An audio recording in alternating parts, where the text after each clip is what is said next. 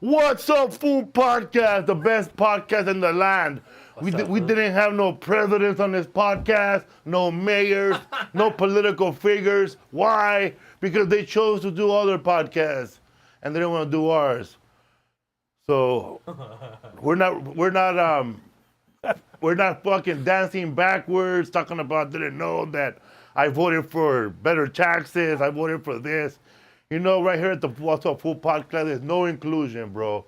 You vote for you want to vote, but don't forget to subscribe and like. That's it, bro. That's all we care about. And share, bro. Oh, yeah, dude. How many times do I got to tell you, bro, to subscribe and share this podcast, you stupid motherfucker? How many times I got to tell you that? I know, right? It's weird them searching it up and not being subscribed, bro. Yeah, man. What's the point of listening to this podcast if you don't comment?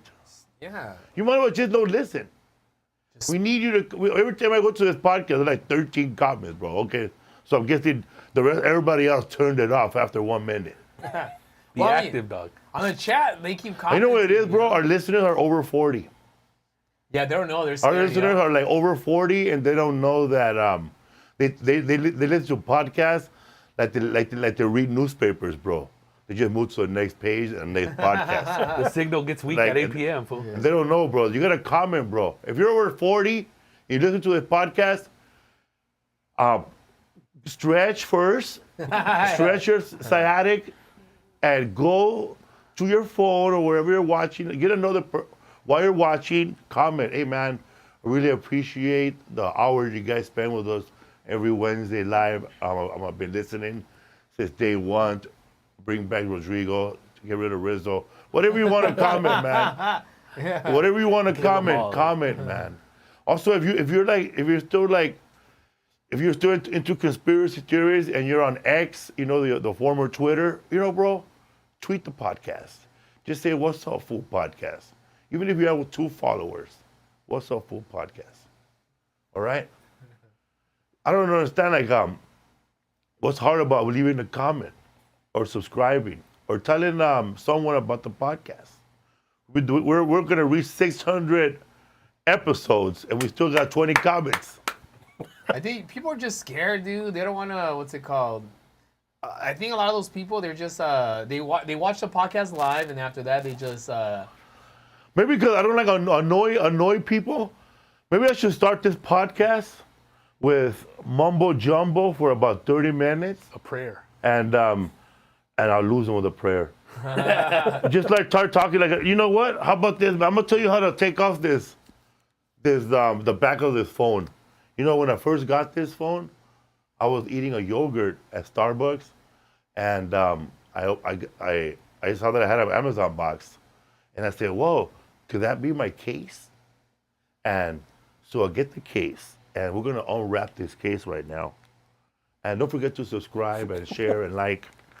And this guy talks for about a whole hour, and at the end of the whatever he's talking about, he'll finally take out the unwrapping, bro. But he must have said subscribe and like, and talked about his life. Also, man, fuck you out there to anybody that puts out a fucking recipe. Just put the fucking recipe out, the ingredients. Yeah. I don't want to know where you learned about vegan shortbread, bitch. Just get to the fucking recipe, you fucking hoe. I don't want to know that you fucking went to the French Alps and learned about fucking jambalaya tea, whatever the fuck I'm watching here. Make the cookie. Get to the recipe. So, Rodrigo, I swear to God, bro, I want to go look for the recipe for I can't take it, bro. I don't know how you do it, bro. For I don't know this fucking tea, bro. for this good tea. And there was a blog this long, bro, before I got to the fucking recipe. And I had to read like half of it to finally get to skip to recipe. And when I skipped all the way to the bottom, it had that full stupid face and where the email I'm at. Yeah. And get rid of that guy. Then finally the recipe showed up. But when I got to the recipe, this is the best part. On the bottom, it has the ingredients, and then you could click on it and order the ingredients just in case you don't have it in your house. Mm-hmm. So you can order all the ingredients all at once, and they'll show up at your house. See, that's what I do. Like, I hate it when I try to look like, you know, how to like fix something in my car, and then it takes like fucking like 30 minutes to get to the fucking point. I'm like, bro, like what the fuck, dude? Like I'm just trying to change the fucking spark plug, bro. Too much fluff, dog. Yeah. Too much fluff. You know what doesn't have fluff? It's this book right here, man. No fluff. All facts. All entertainment. Defense of Ska, written by Aaron Carnes. That's how you say it? Carnes. Carnes, But you people. can say Carnes, though. Carnes, Aaron, Ron, Carnes Asada. Hell yeah, the meats, bro. I did his podcast, and then, man, this is we're going to talk about this on History for Fools, but this is bigger than History for Fools. So that's why we had it here. No interruptions right here. It's enormous. What's Up Fool podcast, Defense of Ska. Welcome to the What's Up Fool podcast, man. You're our first author that Yes. showed up with the actual book. Thank Ska, you. The other Ska one was- expert. The other one was large, my fucking picture book. Eh? the comic book guy. What's his name? And then the comic book He guy. brought his shoes. And then the Bitcoin fool. Oh, yeah, that was the good one. Yeah, dude. Where are we now, bro? We still haven't bank had a robber. porn star yet, but The Bitcoin was at 60 grand. Now it's 120,000, dude. He wasn't lying, fool. damn, dude. So this guy's the author, man, of all things Ska. He has, man, wait a minute. So my bookmark is The history of Ska. me and Gabriel Union right here, chilling. Oh shit, dude. Where's that at, That's when fool? I went to go see Dave Chappelle at the Comedy Store. You guys were babies, dude. Oh, dude. Oh, fool. Is that Fred Durst next Hey, to you? R.I.P. on this fool, remember? Oh, yeah, that's Silos. Oh, dude. And also George Lopez and my mom right here, bro. Nice. Was it? Oh, that was at the. That was at the Doolittle Theater. That was on Valentine's Day. Damn, dude. My Gabriel mom, I'm telling my Union. mom, ni me llevaron a comer. You took her to eat? Oh, you did, huh? Yeah. We took it to Wild Coyotes. Yeah.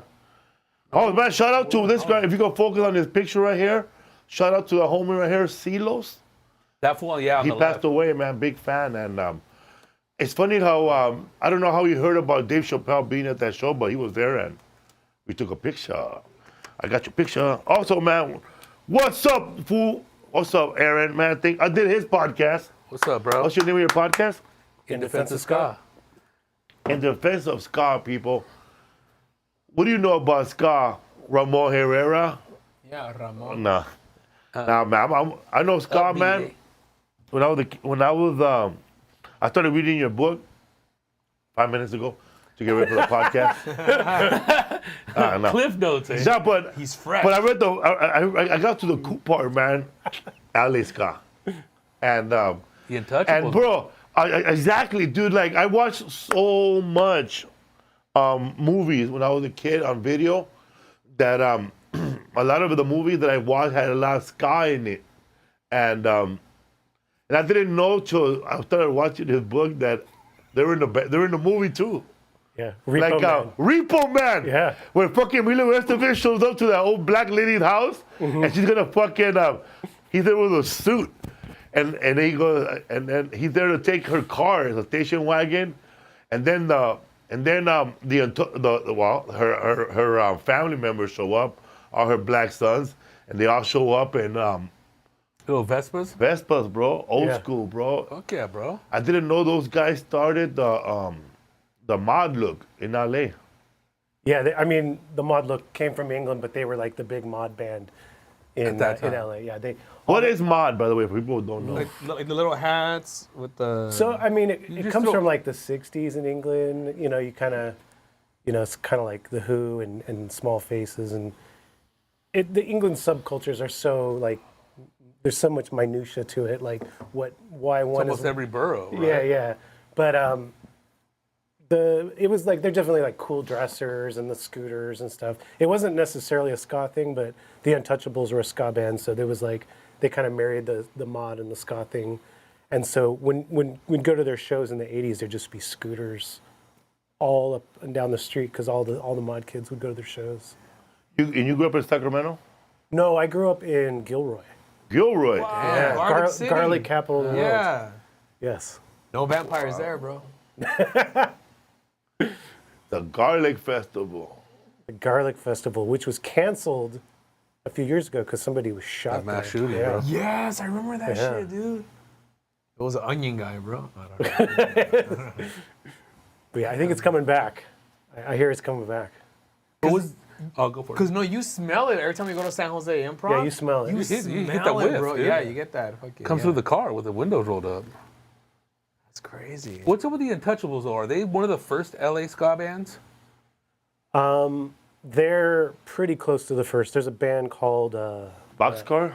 Box Boys. Box Boys. Yeah, who they had Betty Bitch, who from the band Bitch, the metal band. Before she was in that band, she was in the Box Boys. But the Untouchables were the first like big LA band for sure. They used to play at this place called the On Club, which was like this little hole in the wall place where they'd have ska and soul and reggae and dance music. And the Untouchables were like the band there. They just packed that club out with mod kids. I wish I would have read your book. We had Fishbone on the podcast, Angela Moore. and Yeah. I didn't know that his band members were from South Central, Yeah. and The Norwood Brothers. yeah, I did Fishbone, right? Fisher. Yeah. Yeah, and they were buzzed. Yeah, they were part of the I busing didn't know program. that. Well, okay, LA has a way of hiding the fact that we were segregated over here.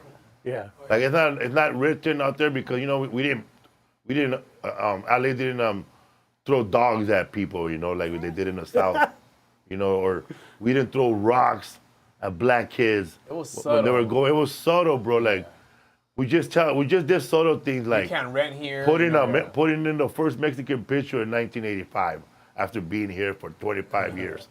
Stuff like that, subtle things. Took a while. Things take a while over here. But I didn't know there was so much. I didn't know I didn't know because when they started busing kids, that's when I was in school. But I was not bused. But everybody else, like from Aliso Village, which almost like a lot of black kids living in Aliso Village, they were bused to Satacoy Junior High School, bro, The and Valley, over here in the right? valley. Because that's how those fools met. Because Angelo was from the Valley. Yeah, getting he was the bused only over- one. Yeah. The And rest those of them dudes were all were bused in. South Central, the Yeah. Fish Brothers, the drummer Yeah. and the bass player. Ice Cube was buzzed to the Valley from like a South. But that was their little Yeah. march to kind of for equality, right? To like show other kids a different way of life, or not just. I always wonder how Inner come they city. didn't bus white kids to the hood. That would have been more better. The opposite. Imagine, bro, they would have been, instead of yogurt companies, they would have been opening up the best corn and taco places, bro, in their neighborhoods. Instead of D.D. Reese, huh? ODD. But the other thing too with the busing that they don't talk about was they were doing a lot of that with sports, but that was to get their teams better, right? Yeah, we had a guy in the podcast here named Ruben Paul, and he was talking about how when that busing started, they would seek out the best players in those black neighborhoods and somehow get them to bus to their school. Start Like running Kennedy High. back. Yeah, dude. What do you think Kennedy High got all those championships back in the day? So yeah, I didn't know that they were getting. That's how that band was formed. And Yeah. They started at On Club too. I mean, they came a little after Untouchables, but they definitely like the little brothers to Untouchables initially. Because they were forming kind of like the late 70s. When did the Untouchables form? I mean, the late 70s, I mean, they were probably playing in their room. I mean, they weren't really playing shows until like 82 or something. Untouchables started in like 80. So the Untouchables were already like a big deal by the time the Fishbone formed. Because Fishbone's first, the self-titled record, which is basically an EP, it came out like, what, yeah. 85? Yeah. can you show a mod guy, 1983? Because when I was at a fair called the Alley Street Scene back in the 80s, and I remember seeing two black guys. It's like suspenders, right? And they were Like- dressed in mod, bro. Like they were dressed very nice. I wanted to dress like that. I swear to God, man. I said, I'm either gonna start shoplifting or get a job to get these clothes. And I never got to dress that way. Maybe I should start doing it now. That's H&M now, bro. I'm gonna start doing it now. But man, this guy had this guy was dressed. He was wearing a nice shark suit, nice beautiful suit, with a big nice little collar and a tie. And he had a trench coat, and he had creepers probably, and he had a hat, and I had a cool ring. And there was just two black dudes. I never seen anybody dressed like that. And they were just standing there being cool, like this. Like Neville Staples. And I was like, what the fuck? And then I looked it up right now with Ray, that Fishbone. Because I remember that there was a punk band playing when I was a little kid, but the biggest performer of the night was Stevie Wonder. Right. He performed live, and it was all free, bro. By the way, it was all free. Shout out to Tom Bradley, mayor. There was Stevie Wonder and a punk band on Bro, the same let me tell bill. you about L.A. back in the days. We didn't discriminate, bro. Yeah. It was all about desegregation, bro. Like this is the lineup, bro. Stevie Wonder, Fishbone, not in that order. The Bus Boys, the Untouchables, and those Guns N' Roses. Oh man, So it's like a really? dress this up heavy there, metal yeah. band with the most. They had the record of most drums, Renegade. Damn. And look it up, bro. How many drums does the drummer of Renegade have? 76. And bro, 30 toms, huh? Striper, bro. Striper, yeah. Metal band back then. Yeah, and I remember Guns N' Roses performed, bro. This goes out to the fucking pigs over there. Welcome to the jungle, bro. Never ever heard that song before. Damn, dude. It was over. Or No what? fool said, "Welcome to." Let's go. And Social D performed too. But I didn't know who they were, bro. I was a little kid, little poser, bro. It's funny you Stealing say, rock the word, shirts off clothes you hangers. say the word posers because there's a store on Melrose that's still there. It's called Posers, and they're the ones that had all that clothes, dude. Everyone's a poser now. I saw a girl wearing a fucking the Bang shirt, and I was like, whose shirt? And she had to look at it. She didn't know what she was wearing. And then the Bangs were originally the Bangles. They became the Bangles. Really? Yeah, they were a punk band. They were punk then. Okay. Yeah. Yeah. I And feel, then they switched them up. you but know? that was the thing back then. Like a lot of punk bands turned new wave, right? Back in the. What's the difference between new wave and no wave? No Wave was a specific scene in New York that was very Post punk. No, it was very house, dissonant. huh? It was No? very dissonant, like didn't have very much melodies. It was very noisy. New Wave was just sort of a marketing term for you like think the no wave would be Sugar Cubes? no. The No Wave bands in the '80s were Like what, Nine Inch super Nails? like Talking really Heads, really or- tough to listen to stuff, really obscure like noise. But New Wave is just like pop music. Pop from the music. 80s, yeah, Easy to the ears. yeah. Nice little catchy formula. But new wave must have been like alternative comedy, huh? Like, I mean, kind of, because I mean, it was a like bunch of talking without punchlines. it was more like the mainstream, right? alternative of the '80s, like New Wave, yeah. Because new wave was like the most popular thing. Yeah. I mean, it was just all the pop. I mean, because it could have been synth. I was pop, yeah. listening to Fishbone because I know that I read that they did a big show at Fender's Ballroom. Yeah. And I never got to go to Fender's Ballroom because, my mom was like, yeah, that's devil music. And why you trying to be this? Why you trying to be that? So I really didn't have. Also, I was telling Heidi and Frank on Keller West today. I didn't have an older brother, bro. And I didn't have a lot of older friends. You were your own older I was the brother. older brother of everybody, bro. I was 12, bro. I would hang out with 4-year-olds, dog. Babysitting. Oh, grab a pick him up like this. Let me tell you something, mister. Mister. They look up to me. I used to have 2 little black friends, bro. They were like, I was 8 years older than them. They were Rashawn and Lonnie. And then my mom would look at me like, oh, are you hanging around with, like, no con los negros? Right. But they were like hanging out with me.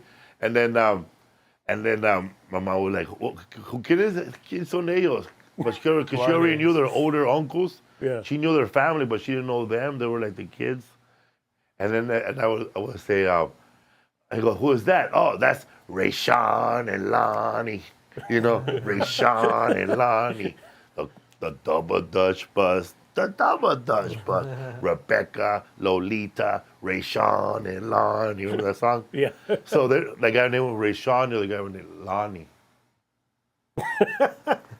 Mean mentor. They would go look for me, bro. Hey, they would go knocking at my house, bro. I guess because they had older cousins that were older like me, but they were all old gangsters, bro. They were all there like cruising their LTDs and just being bad men. But those folks come to my house every summer, bro, every morning. Ready to hang out? And then my mom was at the door. Is your Felipe, your son?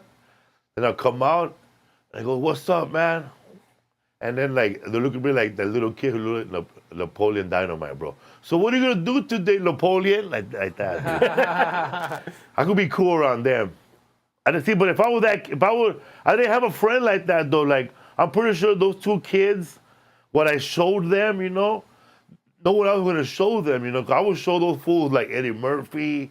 I would show them Cheech and Chong movies. Like, I'll tell those kids, go to your house, man, grab some bologna, bro, and whatever you got, dog. And they'll go to my house, my whole family, we're watching Cheech and Chong. So you never had anybody to show you the ropes? The ropes, bro. But if I had this guy was older, my older brother, bro, Yeah. bro, I would have been playing trombone right now. I would have been Mr. Rico, go, blow. Like Rico Rodriguez, dude. Did you read the a book came out in the 2000s? It was like the full story of the Specials? The specials. I did, yeah.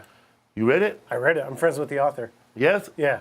I remember reading the book, bro, and I would read it, and I would tell Rodrigo what I read, and that's true, bro. That Mr. Rico, he was upset because he had to help carry that piano up those stairs because he had the smallest instrument. Damn. It's So true. he would put his sax on top of the piano, and they would carry it up there, bro. Well, Terry and Neville's weren't going to carry it.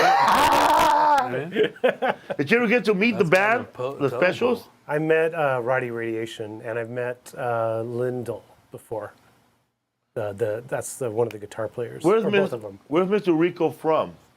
He's from Jamaica. Jamaica? He played on several of the '60s ska recordings because he's of the same generation. Oh, That's kind of why they got him, because he's kind of a legend in that. Yeah, he's in that totally a feat. legend. Yeah, and then he put out some solo records with the specials backing him because he kind of got a little bit of notoriety being in the specials. Those are some pretty cool records. Because that first record, I mean, it was produced by Elvis Costello, dude. Yeah. So he Yeah. knew what he was doing. Put this dude on the trombone, and it's going to give you that added element. Yeah, for a listener who don't know about ska, what is two-tone? Two-tone is like what we kind of refer to as the British like ska from the late '70s. Two-tone was the record label that they put out the stuff. They that put out the owned. specials? Yeah, the specials owned Two-tone. We kind of just refer to that era as Two-tone. Second coming. Is Yeah, that the but it's second like- wave of ska? Yeah, so it's the first revival, basically. Ska the specials. started in the '60s, and then it kind of died, and then it was revived in England by these bands like the Specials, Madness, Bad Manners, The Selector, The English Beat, the Body Snatchers, and they were like a mix of bands that were like mods, white kids, Jamaican immigrants. So they were like racially mixed bands. They That were grew up culturally together. mixed. I don't know if they were sort of put together intentionally because they wanted to be, Dance craze, too. yeah, they wanted to like, Like fabricate, kind of like almost like the Sex Pistols. I wouldn't say, it wasn't like a manager putting it together. It was more like, It was a natural evolution of what it was was going like on the they were streets. trying to combine like the scenes and subcultures, and so create something new. So they were mixing punk with ska and reggae and all of that. So it was like they were trying to create a new thing, and it was very political, and it commented on, like at the time there was the National Front, which was a very racist, anti-immigrant party in England that was starting to gain traction. So there was the Rock Against Racism movement happened just before Two-Tone, and that was like all these punk bands and reggae bands and alternative bands were trying to speak out against the racism and the National Front, because the National Front was actively trying to get immigrants kicked out of. I mean, sound familiar? Oh, yeah. Eric Clapton. We got Eric the Clapton third wave was, coming down, bro. Eric Clapton was pro National Front.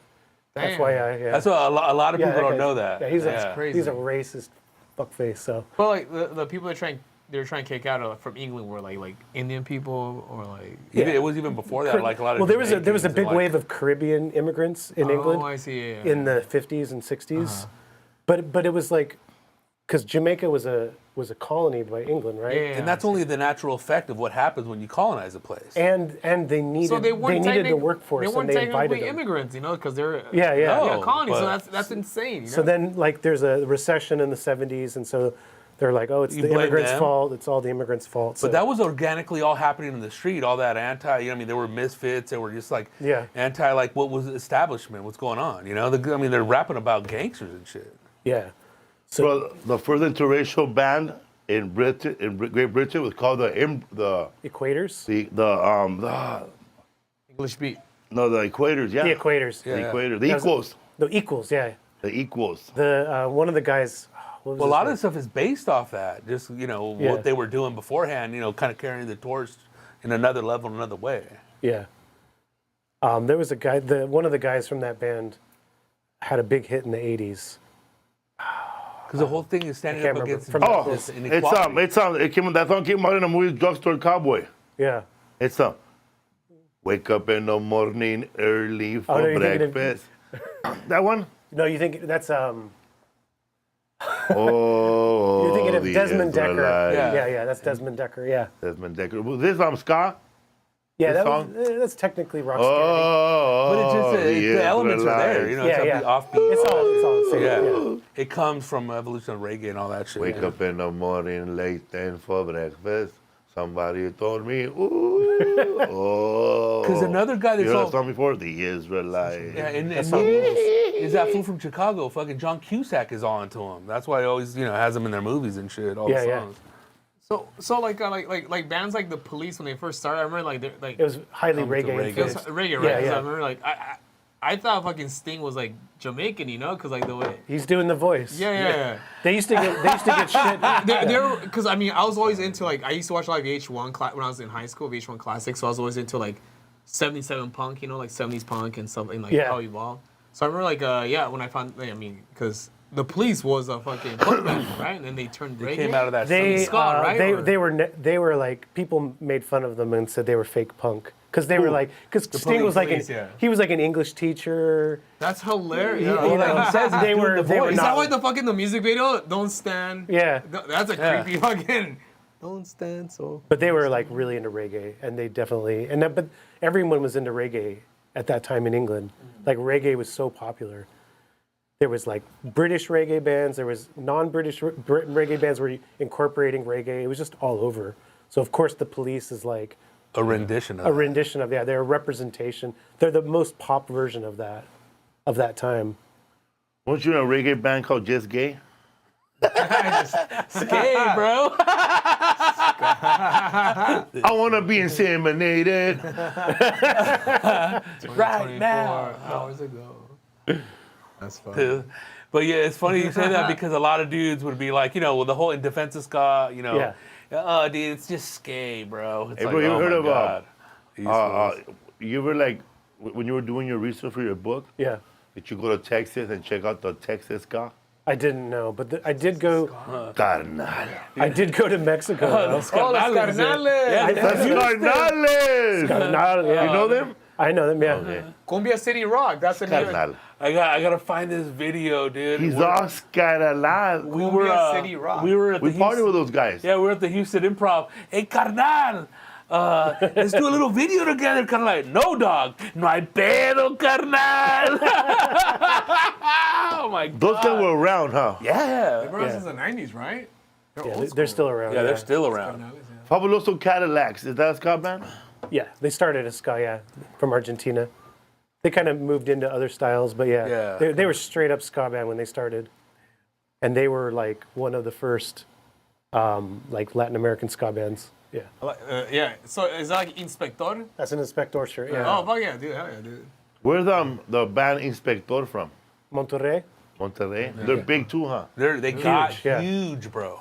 Because I mean, enormous. Yeah, they had a couple of hits that were massive. And they're The pretty. 90s, right? They're pretty big. I mean, they're like opening up for Voodoo and Voodoo opening up for them. I mean, When I was on your podcast, I wanted to tell you about this big concert now that you're here, you can tell me more about it. That big concert that Voodoo went to with that big ska band in Peru, or where was it at? dude, I mean, With the guy who did it was the guy from the Ramones.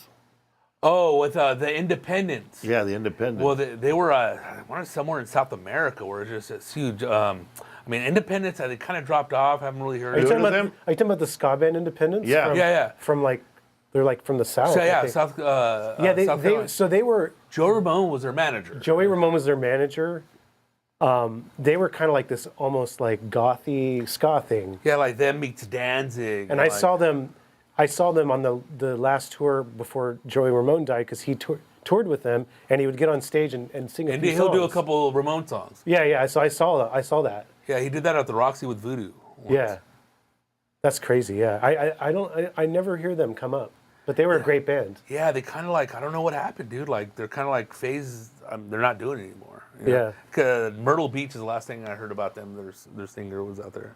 Cause I thought there was a big band in Peru that's ska, and that's who the main guy was over there when Voodoo went to do the show. Yeah, because one of the big, I mean, it's them now, Inspector, but I mean, But in, big old in Latin America. yeah, not like Buenos Aires. I know they've done Costa Rica, all that stuff, but No, but I'm talking about a band that's from I don't Latin know. America Yeah. that's big, a big ska band. There's I know. Jaws. I know from. Huh?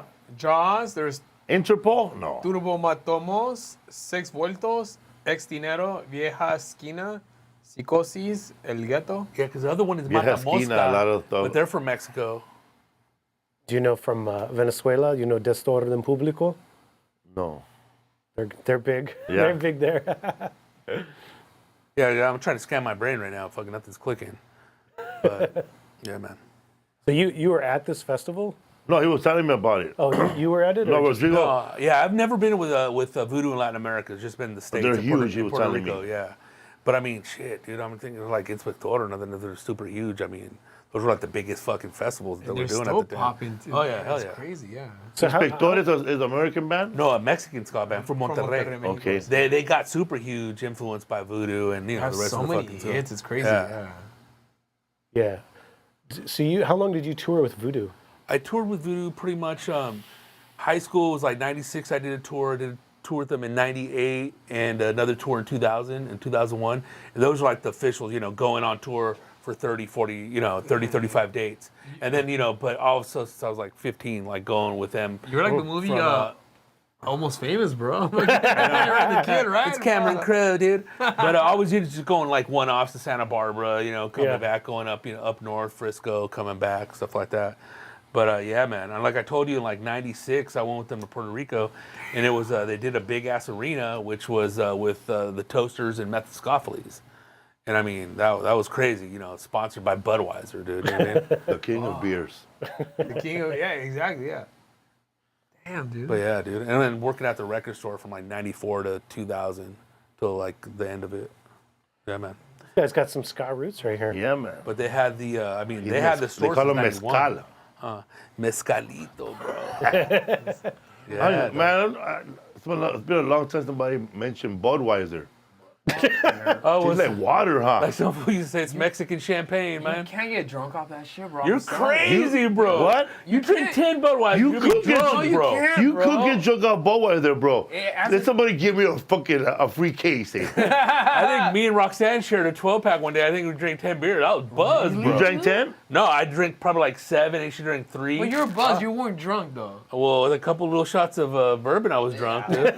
But yeah, but Me? Budweiser's pretty hefty. You dude. drink? Time to time. You know what my dad drank when I was a kid consistently? Coors. Wow, but the Rockies. he drank those in the 70s, huh? 80s? Like 80s, yeah. They had more alcohol back then. What I Yeah, hear. when the can was yellow. Yeah, the yellow Yeah. cans. Now give me some Coors of that. Silver, remember? Yeah, the silver. That's like river Nazi beer now, huh? Coors, the gold one, remember? Yeah, that's an OG one. With the dude. black lettering Yeah. and the apostrophe But- red on it. So we got to do a little study with you if Budweiser. Let's try. are you Let's do a challenge here. Let's see how many. What do you drink? Yeah, what do you drink? Just IPAs or what? For me, it's always been like Shock Tops, bro. Like. Shock tops? You? Yeah, Blue Moons. Those are Blue dude, Moon. Those are good, bro. Those are tasty, bro. Many Blue Moons ago. I know when I drink now, it's like double IPAs are so. You need. Just I know. one or two or what? Yeah, you can't do too many because they're so strong. Yeah. IPAs are strong. And If those you are want to know what a perfect- tree tastes like. I love it, bro. Feel like a termite, bro. I know, man. Like, hey, bro, you want to drink? When I was a kid, I guess we drank 40s, man, like Old English. Yeah, one Old English will fuck you up though, bro. You drank 140 because you don't want to share with nobody, bro. You bring you put a 6-pack down, everybody takes a beer. It's over. You fucking get a 40 ounce, you fucking drink it, bro, and make sure everybody's looking at you, and you put some of it from your mouth back inside, you put your tongue in the mouth like that, and then nobody wants one. But every once in a while, bro, somebody goes, pour me some, bro, I got a cup. that's Styrofoam. and That that's was malt, me, man. and that's malt right there. You know, it's like different than beer. It's stronger. I thought it was all. It's how stupid how I thought it was all badass, bro. Like I didn't need to watch. Imagine, I'm just glad that I never watched those shows to like emulate how bad they were and then put that in my life. Like if I would have watched Tony Soprano when I was drinking, it would have been over, bro. But I would just give me a 40 ouncer of Old English with a little red cup, and I'd just be pouring it like it's champagne. You like that elegance, dog. So when I was reading the book, Fishbone, influence, no doubt, huh? They sound the same, bro. I was just listening to earlier now. No, Gwen Stefani has said before that Angelo Moore is her #1 influence. So yeah. It's the same beat, almost like the same kind of like, cause they put Fishbone ska is a little bit different than the ska of the Specials and Madness. Yeah. More like a party scene. Yeah, and faster Like, and faster. Yeah. Kind of more punk too. Yeah. Like voodoo. Like yeah, I mean, I think Fishbone influenced every American band that came out after. Oh that. hell yeah, bro. That's the band. That's Them, ground Sublime. zero. Yeah. Is that what they? What is Orange County ska? That's No Doubt. No Aquabats? doubt, Like the Aquabats, first Real record. Big Fish, Blink Safe 182. Ferris. Well, I mean, I don't know where they're San from, but they're Diego. not ska. San yeah. Diego. Yeah, Ote? No. Poway, I think. Po, yeah. Yeah. So I mean, there was a big scene in the Orange County in the 90s of all those bands, and they got pretty popular, so. But, you know, Fishbone was, that was. Pinnacle, dude. That was the better band. That was the best band. I mean, Fishbone was the band. The blueprint. Yeah. Those first 3 records. I mean, Yeah, from yeah. EP, that, Truth and Soul, and, you know, In Your Face. I saw Fishbone. When I didn't know it was Fishbone, I just know it was a guy with a mohawk, and they opened up for the Beastie Boys and Run DMC at the Greek Theater in 1980 something. Damn. I never forget that. I saw them twice, and it threw me off the field. I thought we snuck in. I passed by the Greek the other day, and they block it off, bro. Yeah, you I can't can't go go. there I used to go to the Greek and go to the side, like I'm hiking right before they close the park. Yeah. And then by the time the concert starts, I'm like on top, watching the whole concert like this from Griffith from the observatory. You gotta use that telescope, bro, from the fucking. So Rodrigo, Rodrigo's friends with a friend of mine named Kevin Dill. Oh, Yeah. dude, Kevin Dill. since So I know 14, Kevin's watching. What's up, Shout Kevin out. Dillon? What's up, Kevin? He was Valeo's Skank and finest, Pickles bro. roadie. That was the connection. Oh, yeah, forever, dude. They were who? Skank and Pickle. Remember you were playing? Yeah, I was listening to them on YouTube. So you know, do you know the Voodoo song "Empty Bottles"? Yeah. You know the beginning where he goes, "Put a Rudy in his place, smash a fucking bottle in his face." That's Kevin Dill. Come on, Rudy, eat my ass, you fucking piece of shit. And then it goes into that. Hell yeah. Yeah, man, Kevin Dill, dog. Bay Area legend right there, bro. He's legend. He was terrorizing everybody for years, dude. But yeah, Skank and Pickle, man, fucking, it's so crazy. And I mean, Where they at now? they're not around anymore just because it's just like, you know, there's a lot of, you know, sad things that happened. Somebody, you know, passed away, took their own life, and just, he still has his record label, Asian Man Records. He does his band and Yeah, stuff. Mike But I mean, Park. he has a lot of, you know, to do with that whole scene and keeping it going. But they actually were gonna do the theme song to Margaret Cho's Yeah. a TV show, but then the studio they told them they're not gonna do it. But she was like one of their biggest pioneers. Yeah, so mean- she had a sitcom in the 90s called All American Girl, but Yeah. originally she was trying to get it to be called The Margaret Cho Show. So Skank and Pickle wrote The Margaret Cho Show theme song, and then the studio was like, no, we're not going to use that, and also we don't think you're a big enough name to have your name be in the name of the show. It's got to be something different. So ABC missed out on that one. they This did. was after Her that name- movie, right? her- The Joyla Club? Margaret yeah. Cho. This is like Margaret mid-90s. Yeah. Margaret Cho's name, the Margaret Cho show, would have had every Asian American in the country tuning in. Because All American Girl, you think it's going to be a show about a white girl. Yeah, totally. Or you never think it's going to be an Asian person. Well, they obviously got nervous because I don't think there'd been all It was- Asian sitcom before. It's So not they even were probably like really ahead nervous of its that- time. It was just yeah. like it was a fucking pioneering show, dude. Just Karate Kid. Yeah. That and what else? I It's mean, still going, bro. the chubby guy, the Asian dude that was on but that was like it wasn't a total Asian show, but it was like kind of like a play. Oh, that cop show. Yeah, that cop show. That was Fish. That was it though. But I mean, Or that what else? Hawaii Five-0. Hanna-Barbera made a show called The Chan Clan. Like it was kind of like, it looked like Scooby-Doo. Animated? It was animated. Yeah. It was called The Chan Clan, where like whole Chinese family, they solve mysteries. Isn't there a scene in Yeah. in Pulp Fiction? Chan Clan? Or is that Chain Clan right there or no? Raymond, can you find the Chan Clan on YouTube? I don't know, bro. You can find the Chan Clan on YouTube. Look at that. It's like the Asian Scooby Doo. It was like ahead of its That's time, bro. And if you look it up on YouTube, the theme song is, I mean, there's the gong, but it's like, And she was around at a time where San Francisco, I mean, it was like, bleeding Asian people. I mean, culture and all that great shit. Yeah. Chinese food, bro. That's where they met to the fucking fortune cookie, bro. See, like, In San Francisco way. Margaret did my show, you did the In Defense of Ska podcast, and she said her favorite band is Fishbone. It all goes back to Fishbone. oh, you can't fuck with them, dude. Nah. Pioneers, bro. It's funny, they did a cover of Date Rape, Sublime's Date Rape. Yeah. And Sublime's huge or whatever you want to say, but when they did the cover of Date Rape, it's like, this is what Date Rape's supposed to sound like. Yeah, yeah. And it's fucking so Their super version's crazy. better. Yeah. Yeah. I mean, I know a lot of Yeah, people yeah. talk shit that it's not, but it is. That's controversial. Whose It's version? better. Yeah. Fishbone's version. Who wrote the song? Sublime. I mean, that was their biggest hit. It was kind of like how Sublime became Sublime. But when they did a cover of it, you just, it's just the soul's there. You know what I mean? Can't really. Because they look like rapists. Damn, they dude. caught lightning in a bottle. Yeah, man. I like how K-Rock still plays the same 3 songs over and over, bro. It's been since it, bro. 2001, bro. They're still around? No. K-Rock is still around. Well, yeah, the K-Rock's still around, but Sublime's around now. But they with the play the sun. same. Bro, They play K-Rock. fucking- Yeah, yeah. They play Who's in the Sublime. morning now?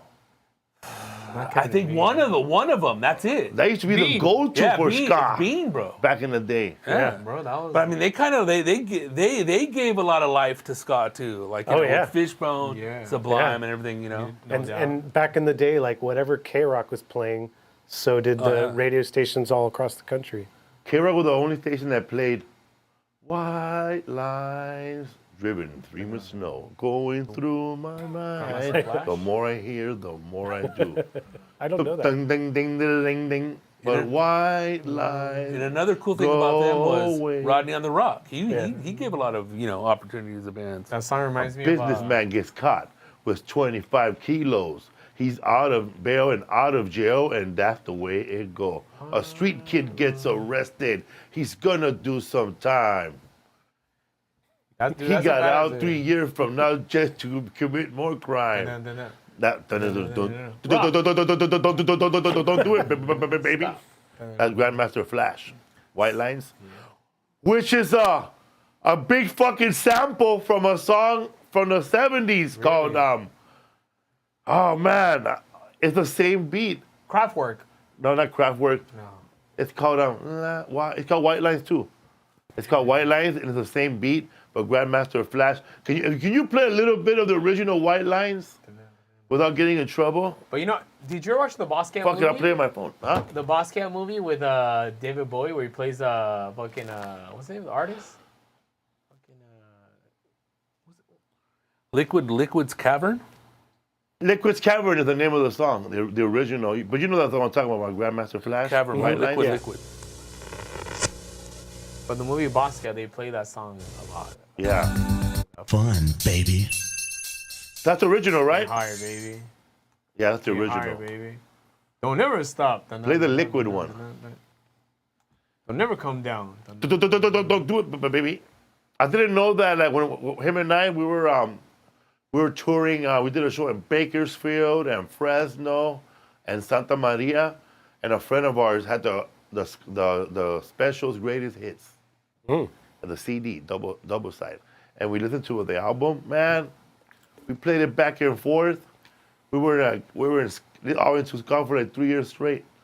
And I didn't know that Guns of Navarone was done by the Scatterlights, and Guns of Navarone was an actual real song. Guns of Navarone. Navarone. You ever met the Scatterlights? I met this. Dun-dun. There's one guy who's like the white guy in the band, Ken, or I can't remember his name. But he's like the manager and he plays keyboards since the 80s. I know him, but I've never met the other members. What's their story? What are they reggae or ska or? Oh, they're the ska. They're pioneers. Yeah. First Yeah, wave? yeah. Out of Jamaica. Well, so a lot of those guys before the Scatterlights was the Scatterlights, they were all the studio musicians playing on all the records, because all those early ska records, you know, they'd get a singer, they'd get these studio musicians, they would cut records, Sound system. just one after another, because they would try to cut them out so fast. So eventually, they were like the go-to studio guys, so they sort of formed their own group, the Scatterlights, because they were the best of the best. And so ska had been around already, but they were like, I would say that when they became a band, they sort of perfected how ska sounded. Damn. Because they're the best. Because they were doing like kind of like covers of American songs, right? Yeah, yeah. And then that's what it became like their own songs. And I mean, they stapled that sound. And Lloyd Knibb, the drummer for Scatterlights, I mean, that's where that ska beat comes from, that everyone tries to play. I mean, no one's ever done it better than Lloyd Knibb. Almost like kind of like with, you know, like Crash got that crooked beat or whatever, but it just can't really catch it.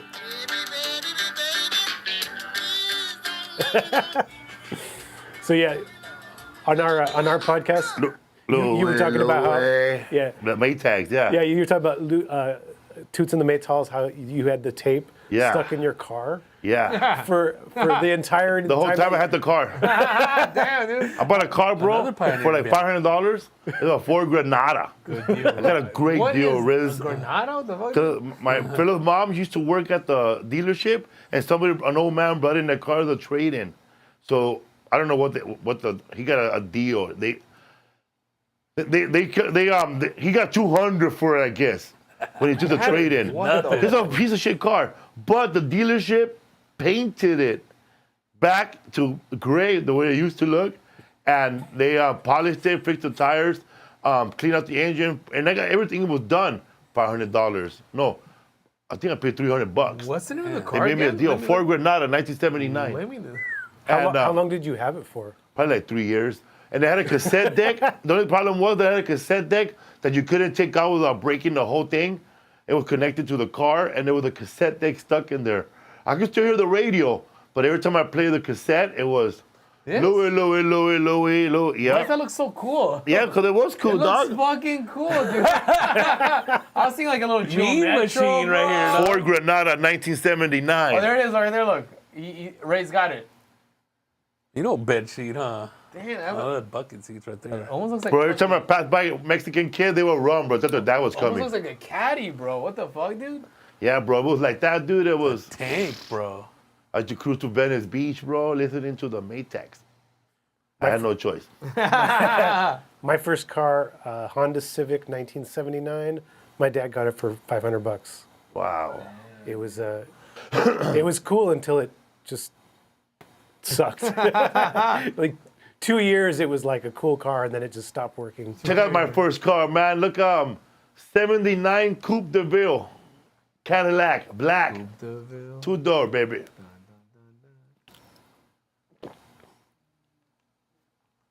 Quieras, güey. Cuando quieras, Ramoncito. All the clubs are being closed down. The one on the right, dude. And the back Show the whole car. The back seat's made for sex, bro. What the fuck? It was dude? made for sex, bro. Too bad I buy it from somebody else who has sex. You bust a nut, bro. It absorbs Look into at it, bro. the Look at that. fucking Look at that green one, upstream, bro. Look at the That red look, one. dude. It was like a caddy, It was bro. exactly like that green one, but black. A mean Cool. boat. And I had exactly like that. And exactly like that. But the interior was red because I bought it from Black Dude. And it was all red in the interior, bro. And I had on the back, I had the cheap man hydraulics. It was already in the car. It was a pump. It had a pump gorgeous. on the back, like it was like for a tire. It had like that little pick that comes out of a tire when you pump air. It had one on the other side, and it had one on the other side. And I would go to the gas station and fill it up. Shut and the back would rise like this, bro. Tight. And I'd be like this. How much? That's the kind of car you use. $2,000 for that car, It bro. smelled like cigarette like crazy, right? It smelled like everything, bro. It smelled like baby diapers. You can pick up envelopes in that car. Bro, that car lasted. I drove that car for a good 3 months. I didn't know shit about cars. Put oil I never on put it. no oil, bro. No no water. Yeah. Just keep No going, water, bro. For what, And bro? then the drive shaft broke. Damn. The freeway, bro. You know the thing that goes like that? And then it broke down, and you know that little pole that spins the whole car? Yeah. That shit fell in the freeway, bro. The differential, So I dog. didn't give a fuck, dog. I dragged that motherfucker out, It doesn't need it. scraping that Crazy, fool. It Cause was see, scraping. shit. The back was still moving, bro, because the thing, but the front tires weren't moving, dog. So I was just. Like those fools in that movie Fury, bro, with that tank. It's funny how people who want to ride are happy to get a ride till your car breaks down in front of everybody, Hell bro. no, they'll leave. They're Huh? gonna They'll start leave like fucking this. push, bro. It Help me smells, push. dude. I'm gonna catch the bus, dog. I bring you for My it, dog. friends caught the bus, bro, that day. And I had a friend that was Native American. Shout out to Russell. He passed away. I went to he lived in Montebello, and he was cool, bro. I'm a dick, bro. Many moons. Like I left my car in his garage for a year, bro. They didn't even give him a dime. Got carbon dioxide poisoning, bro. He wanted it there at that point, bro. He wanted the Cadillac. I just gave it to him, bro. It's implied, bro. Anyways, I fixed the drive shaft and I sold it, bro. What'd you get for it? Just 1,000. 1,000. Not bad, man. At least you Yeah. got something. Are those cars still around to this day, dude? Like, cause they must be worth Bro, so much money, You right? get that car, bro, you're gonna put $200 of gas. Yeah, bro. That the motor, the engine is a 425. Those cars can't take the gas nowadays. It's different, right? That's what they would call a gas guzzler back in the day. Bro, you put good gas on that car, bro, that car will catch on fire. and that's what happened to my friend when he bought the car, bro. He caught on fire, bro. Put 89 on You go, you sold me a death trap. What, cuz? You talking about? This fool said a death trap. Was it a Pinto, dog? like that movie from. But that was all racist, too. God damn, dude.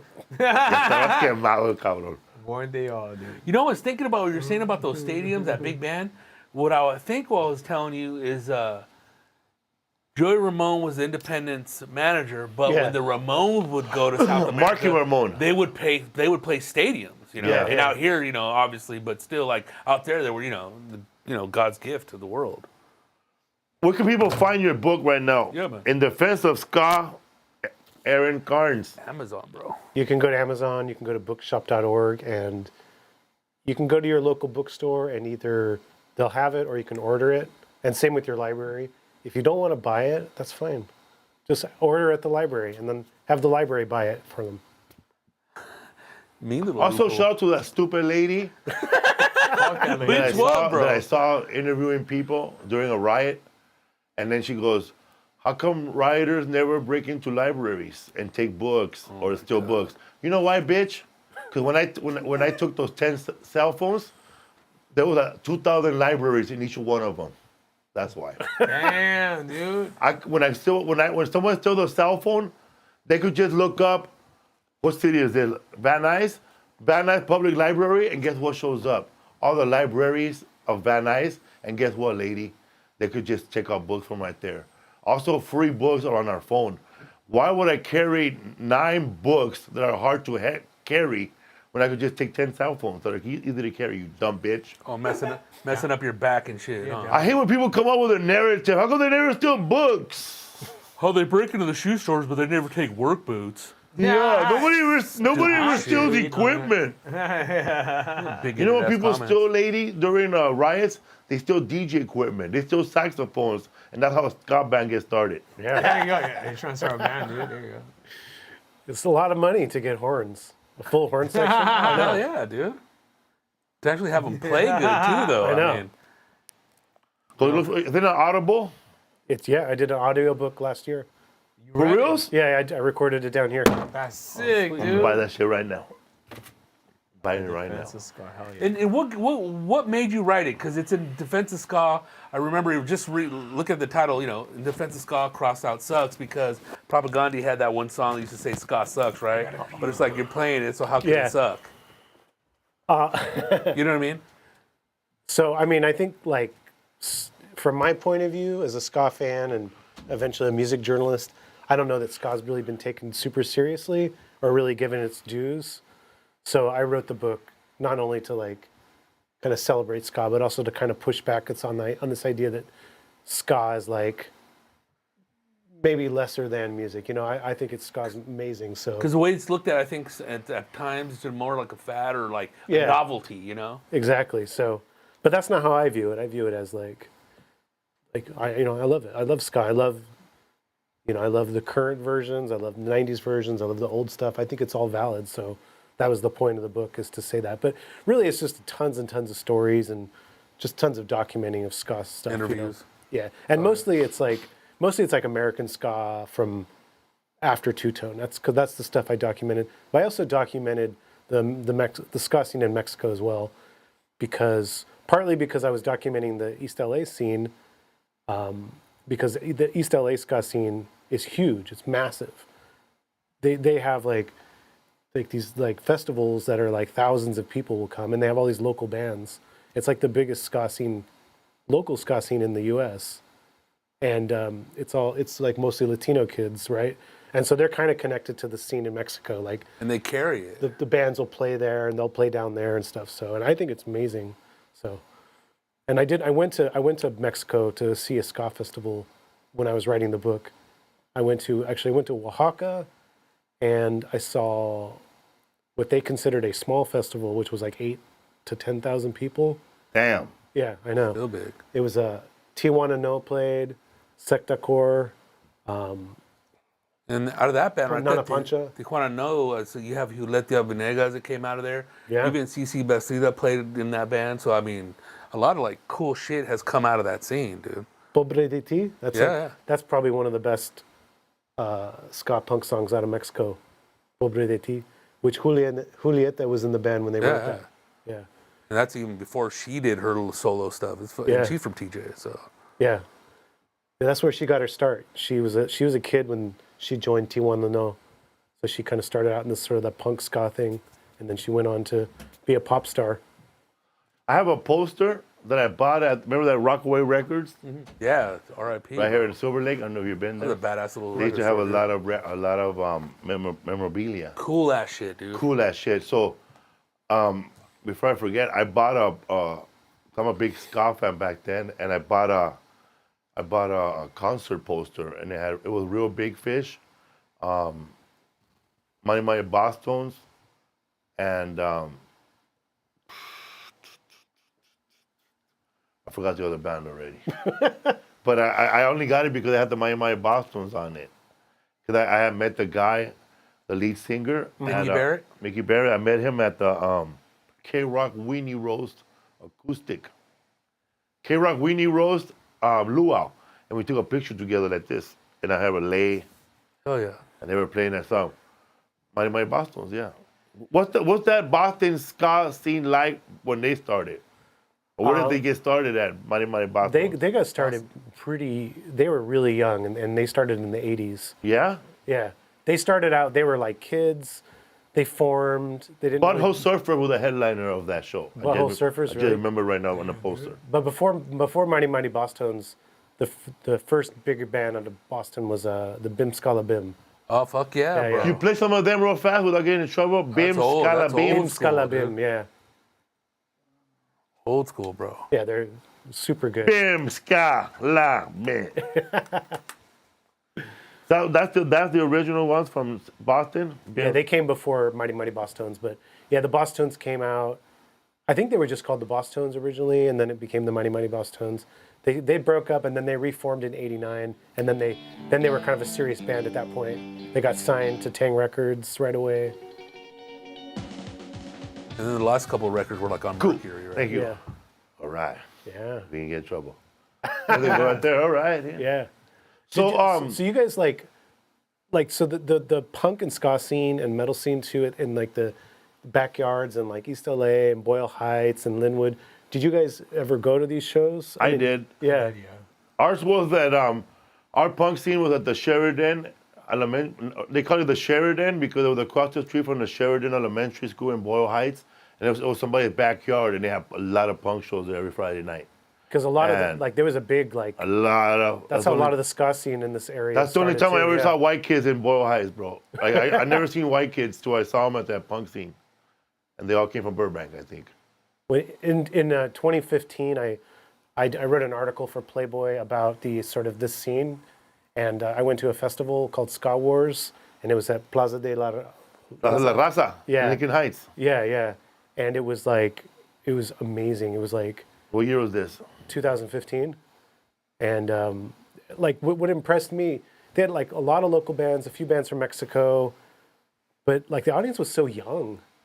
Like it wasn't a bunch of old people. No, That the audience grew would up. always Yeah. be like 15, 16, Yeah, 17. yeah. No older than 2021. Hey. And it was like probably 90% Latino kids, Yeah, and then maybe other, for the 10%. Maybe like 5 years ago, I was doing I was doing Lyft, and I was picking up these kids from like this backyard gig, and it was cause I just remember going to like backyard punk gigs back in the day, like in the mid 2000s, but I picked up kids like in 2020 from these backyards, and like it was for ska bands. I'm like, oh my gosh, it's making a comeback.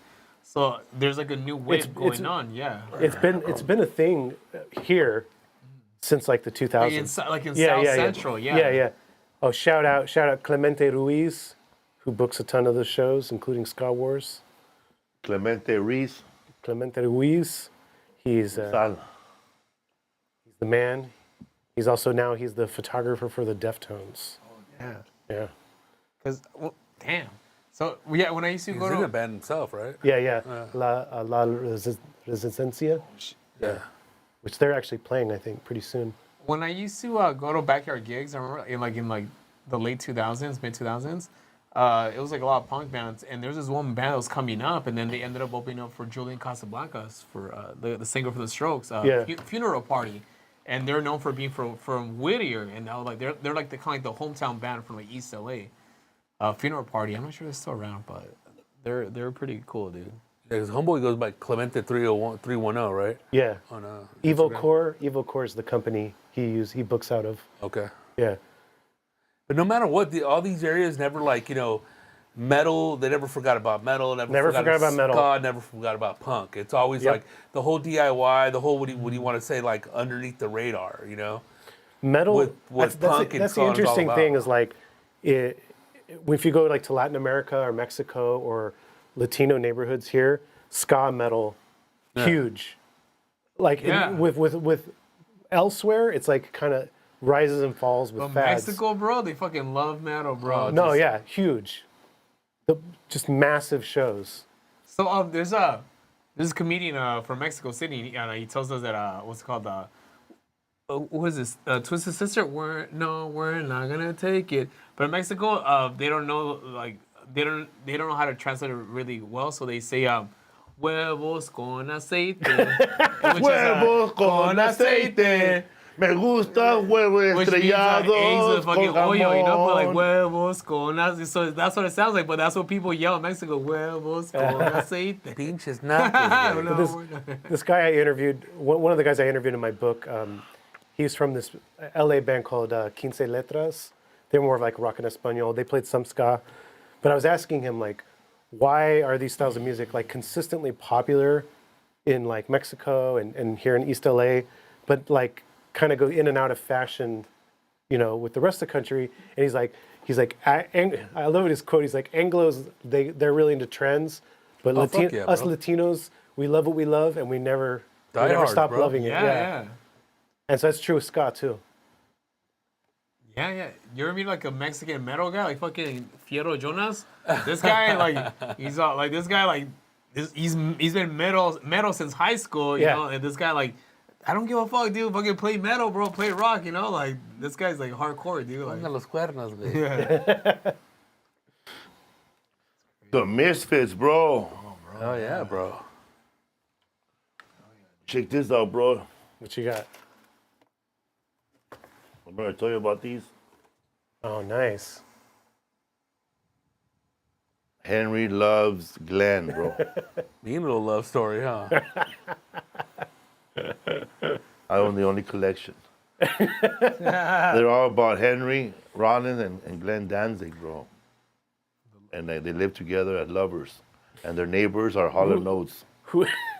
Who made these? Did you make these? No, No, that's just popular, dude. it's popular. Store. Yeah, man, it's kind of Henry and It's Glenn fan art. Forever, and there's just little cartoons, bro, about their lives, fake. And this is episode 1 is it's just Glenn writing his diary about how sad he is that Henry's on the road and he's not. My friend, A little shoulder rub right there, huh? Oh yeah, bro, that's the only reason I got into acting. One of my friends is a writer named Dan Ozzie. He's obsessed with Glenn Danzig's house because it's just insane looking. And so he always takes friends that are in town to the house and he takes their photo in front of it. And so he just put out a zine like last year of all his photos of friends in front of Glenn Danzig's house. Where's that? What city is that in? It's down Los here. Feliz. Yeah. Really? It's like, yeah. There you go. See, it's crazy looking. Yeah, that looks like if you like kick your ball over, like that's it. You lost it. You know, like you're not getting your football back. And With there's the like sand lot, the huh? plants are just like all overgrown. Yeah, it's just like Punk rock right there, dude. yeah. Wait for a little hot rod from the Munsters to show up, huh? When Bob Marley was in a band, was that a ska band? Initially, yeah. The other band, started. not the Wailer, but when he was in a regular band. He has a band before the Wailers. No, the Wailer when they were singing just when they were in suits. Yeah, that was the beginning of ska right there. That That was was rock. came- What's the difference between Rocksteady, right? So it goes ska, and then it became rocksteady. What's Rocksteady music like? It's just, I mean, Wake it's. up in the morning, late for breakfast. Is that ska? I think ready? that was more rocksteady. you keep it early chill, the reggae. And so is Maytags is Well, they ska. It's in the mitals. so they My start. thoughts? They all start like it kind of all did ska, and then it kind of turned into rocksteady. So reggae is not before. I always thought it was reggae first, then Reggae ska. was no. first, then no. No, it was ska, rocksteady, bro. reggae. Yeah. Really? Look Yeah. at that the original box set of Bob Marley and the Wailers. The first song it's Yeah, ska. I went to the. It's all, That's what and I'm asking talking for the- about just recorded like on 3 or 4 tracks. Play Bob Marley's early stuff, bro. That's the roots, bro. When he was wearing suits. It was Peter Tosh, Yeah, and Bunny he was Wailer, there. the three of them. Yeah. Because that Yeah. stuff happened. Peter Tosh became big on his own, huh? Yeah, Yeah, he did. yeah. And then fucking the bullshit happened with him. But all that shit happened after World War II. You know what I mean? And it's like because that all got influenced by like R&B and like Yeah.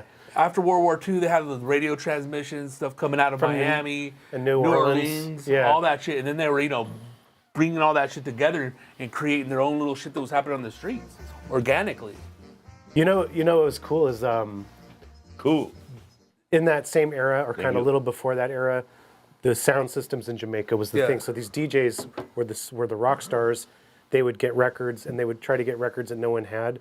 So they would have these guys go up to America, to New Orleans, and they would try to find the best like R&B Hit cuts. the bins and come back. And so then they would scratch off the label so that the other DJs couldn't have no idea who it was, so they couldn't get their own version of it. So they would have exclusives. So they're basically just having, so that sound system having DJ Yeah. sets, and that's when it came with this fool was talking about the satellites, and those fools were the players, and then it started coming up with their own Yeah, so they original songs. So they wanted that's where they started making a lot of these cuts in the studio because Oh, yeah. it's some of the people who were the DJs were also running the studios, and so they would just try to churn out recordings so they could have their exclusive songs. So like when like bands like the English Beat, they ended up being more mainstream. Like when they turned into what's called the General Public, was that so ska or was that like No, more, like, General no, Public hell was no. just like new wave new pop wave, right? music. New wave pop? Poppy, Yeah, right? yeah.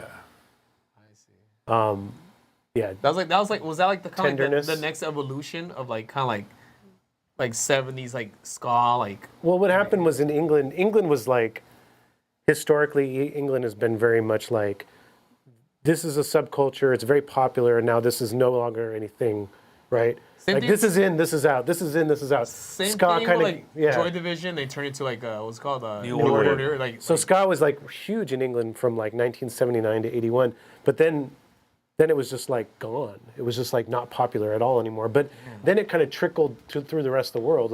It trickled into Latin America, it trickled into the U.S., States. into Japan. I mean, that's where Los Fabulosos, Cadillacs. they heard two-tone records, and they wanted to be a two-tone band.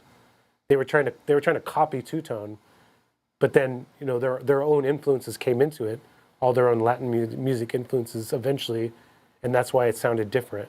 Fishbone, Untouchables, these were bands that heard two-tone, but they made it kind of their own thing. Their own version of that. And then it just evolved, and So in Japan, you had Tokyo Ska Paradise Orchestra. Oh, yeah, forget about it, dude. Those guys fools are are Badass, massive. really? Dude. Cool. Tokyo Ska Paradise Orchestra.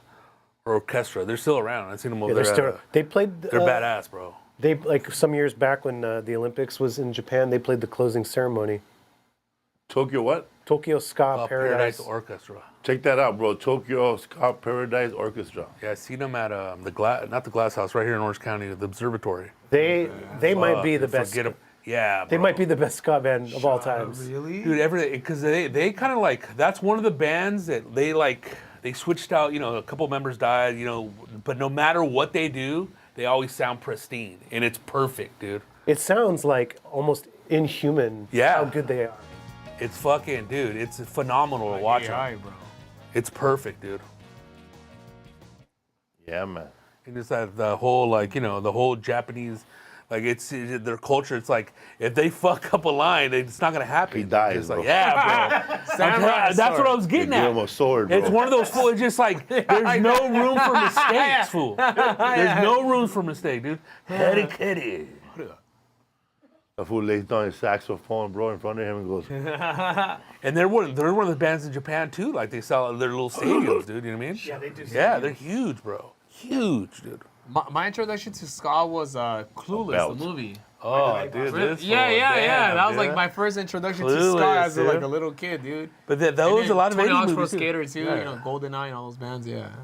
But even all the 80s movies have the elements of ska in there. Yeah. Fishbone and Back to the Beach. Oh, fuck. Oh, dude. This go back to the beach, bro. They played Jamaica Ska. "You make a ska." Yeah. Would you say Ducky from Pretty in Pink Dress mod? Maybe. Yeah, right? That was like pretty like moddy. Actually, what's his name? Look up Robert Downey Jr. in that movie Back to School. He is dressed mod. I think he's a big fan, too, though. Well, look it up. Robert Downey Jr. Right there. Click on him right there. Right there. The other one. Where he's wearing, you can see more of his Oh, body. yeah, I see like kind of like Right there. That one right there. That one. Yeah, click on that one. Yeah, there he is right there. See, that's more like mod. Almost trying to be a Tom Cruise? vampire. Oh, Yeah. yeah. That's a William vampire, Shakespeare bro. right Yeah. there. Isn't that called New Romantic or is that what it's called? No, It's well, see, still in that same Hollywood vein, though, back in the dude. day, Hollywood didn't know how to Yeah. how to put a punk rocker on the movie. That's what they were going. They were Yeah. going for that look, but that's how they put it together right there. Yeah, they But didn't that's know the how. look that they were going for. Yeah, Hilarious, exactly. dude. we can't give this guy a fucking mohawk Yeah. and a fucking ring. Oh, you know what I saw? I don't know if it was a ska band, but they were playing in the movie Valley Girl. Yeah, that's another one. Nick Who Cage? was? There's a band that's Nicolas playing Cage, when he's no. all when he gets his heart broken, bro. They're called Sparks. the He's like band. this, all sad, bro. It's called Sparks. And the he band. has sex with a punk rock chick in the bathroom, and then he didn't, he just didn't feel good about it because he The still s- makes his lady, The bro. song's called "Angst in My Pants." I remember because I Yeah. was into punk rock. But Look it up. no, the Piss. The but The what? the Piss Souls. The Pixies. The Piss Souls. The Plimsolls? The Pixels. The Pixels. Plimsolls. Sparks. Oh, they were like, Plimsolls. I think they were like an LA mod Yeah. band. Yeah. That was more. I remember, that's yeah. mod, yeah. They used to play with Untouchables a bunch. Because that's Yeah. a badass soundtrack. And they though. play. They played right there in the movie a little bit when he's all heartbroken. Yeah, the Plimsolls. And that's all, Genesis of Ska. Yeah. And when I saw that Guy Ritchie movie, Lock, Stock, and Two Smoking Barrels, and then that big fat dude is walking around, and they play that song. All the clubs are being closed down. Ghost Town, yeah. This one is rolling like a ghost town. When they wrote that song, Ghost Town, and because I always listen to the lyrics of that song, was there really a time where punk was just too crazy in England that they were just closing the clubs down. So that had to do with the economy. recession, with the economy. Yeah. That was a comment on how the economy was bad and people were unemployed and couldn't get work, and just what everyone, the sort of the hopelessness that people were feeling at the time. I don't know if have you ever seen that movie about Joy Division, All Night Party People? Yeah. In the beginning of that movie, they tell you how all the steel mill companies are just fucking shutting down in England. Yeah. And they're like what happened was all their grandparents, all their dads, all their uncles, all their great grandfathers worked at the steel mills. But our generation didn't because they shut down for Generation X, so they never got to work those places because they all got shut down. Yeah. They moved to Argentina or The something. beginning of the end, dude. Yeah, so there was nothing available as far as music coming in till ska came in, right? Yeah. So I mean that whole like situation, the recession. I mean that was It fueling, was bad over there in England, right? but that was also fueling the racism of the time. Yeah. Because Blaming it on immigrants. people Gotta were blame blaming- somebody. Hell yeah, bro. God Bottom damn, of the dude. barrel always. Yeah. Yeah. That's crazy, dude. So yeah. What they have that song about? If you have a racist friend. Yeah, that's a special song. Yeah. The whole thing was just like You heard the song? singing Yeah, I about heard that injustice. song. If you have a racist friend. He's right here, mate. I don't know what the I don't know. And it Like, goes, now is the time for that friendship to end. now is the time for that friendship to end. Also Ahead of its time, ahead of this time, bro. Damn, dude. Hey, what's going on, bro? Also, they have a song, bro, a sexual assault song, bro, before Sublime. Oh yeah, the boiler. The Boiler, bro. You ever heard that song? Oh my God. Because a lot of this, I'm just an old boy. Hey, I'm just an old boiler. 'Cause That's when I was assaulted. they're talking about a bunch of, like, if you listen to the lyrics, a lot of gangster shit that was going on at the time. It was dude. fucking crazy, brother. Like, I'm listening to it going, wait a minute. After a while, man, when I sobered up, I'm dancing to a rape song. God damn, They're dude. describing the scene, dude, that took place. And then the other one, the one about, oh my God, Oh, what you singing about? the one, this song, just here, the one they wouldn't play in the radio stations. Too much, too young. And it was about a song about a girl getting pregnant And birth control. and birth control. I guess it was a big deal to talk about birth Oh, yeah, control taboo, on bro. the radio. Yeah. Got that fucking little bitch. I mean, come on, dude. Cause that song was too much, too young. And then it goes, how the song go? Done too much, I much was too young. and now You're married with a kid when you should be having fun with me. Oh. I love that song, So bro. the controversial part is at the end. He goes, "Try wearing a cap." That was the part that was like really controversial. A cap means a condom? Yeah. So they don't want you to wear condoms? You just can't say that on the radio. On It's the radio, bad. you can't. You know, Yeah. it's taboo, Dick. It's like it was like, you know, in the early '80s, Wow, I and, didn't they're all even know that. conservative, dude. Like, you know, Yeah. it was like whole talking shit on censorship. You know what I said today on KLOS? I said a whole fucking losing a baby story today on Heidi and Flies. Hell yeah, dude. How I was it was crazy, bro. Like, and I was like, I thought they were gonna press that button sooner or later, bro, because I was about to say pre-cum. I was pre-wet. Pretty wet. Throw the That's a baby out new with the one. I like bathwater, man. I almost came out, bro, wet. What's up, Food Podcast, man? The best podcast that land. Don't get to subscribe. Yeah, man. And right now, man, go listen to his podcast on Audible and check out the book. What's your Instagram? At In Defense of Ska. At In Defense of Ska, people. La defensa de Ska. Random page. Viva la revolución, homie. Not our kind of ska, said Daily Carson. Carson Daily on MTV.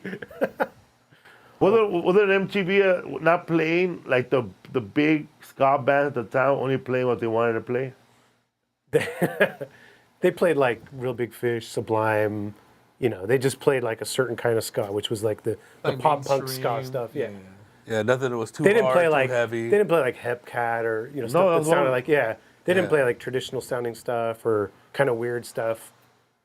They would play the stuff that was Never most- specials there, man. Never specials. No. Just madness over and over, bro. Oh yeah, dude, like the biggest band. Our Even house. Specials were still too middle. punk for them. You know what I mean? Yeah. It was like Madness was way, more like, for the populace. More new wave, right? Rudy. Yeah, you never heard that one. Yeah, right? This is Rudy. No, homage to the Rude Boys, dude. You know what I mean? Yeah. Punks on the streets. Also, shout out. Can I shout out? Yeah, shout my anyone friend out. Esteban Flores and his band Mara Mosca. Yeah, Shout out to Mara Mosca. Yeah, Mara Play Mosca. some Mara Mosca a little bit. Mata Mosca. Mara Mosca. Also, shout out to anybody that's in a ska band. Like, remember that native guy we met, the comedian? He told me that he was in a Wolf ska Brown? band back in the day before. Brown? Yeah. Shout out to From Wolf Tempe, Brown. right? He was in a ska band back in the day. The Look, bass player. we could play their shit without getting tagged.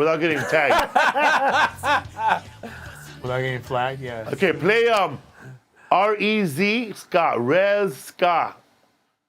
And it's a Native American band that plays ska. But they're not around no more because the lead singer does stand up now. Damn it, dude. Isn't Ocean 11 from LA? Yeah. Yeah. They had that badass song, The Rock of Gibraltar. That's what we mistaken by the Ocean's 12 Casino. Let's see. Dun, dun, dun, dun. Here he goes. Woo, woo, woo.